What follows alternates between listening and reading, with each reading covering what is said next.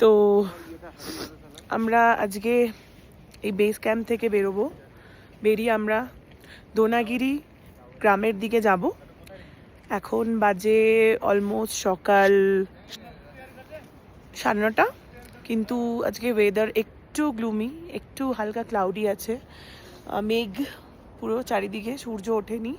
জানি না কীরকম হবে আমাদের আগামী যাত্রা, বাট কালকে আমরা খুব এনজয় করেছি, সুন্দর স্টার গেজিং করেছি আর ছবি তুলেছি।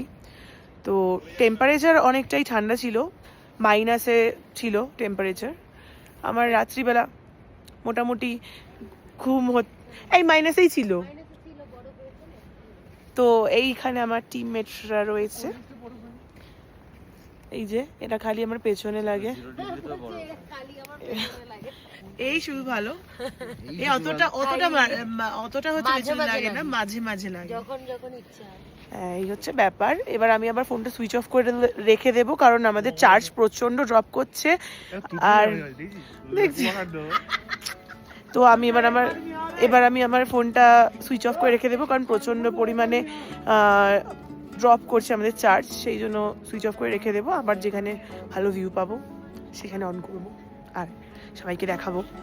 সুন্দর দৃশ্যের কথা বলতে না বলতেই সুন্দর দৃশ্য চোখের সামনে হাজির।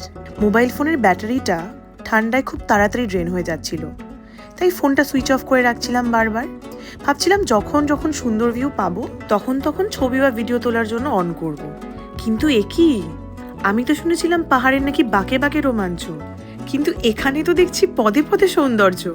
অগত্যা কি আর করা যাবে, আমার আর ফোনটা সুইচ অফ করা হলো না।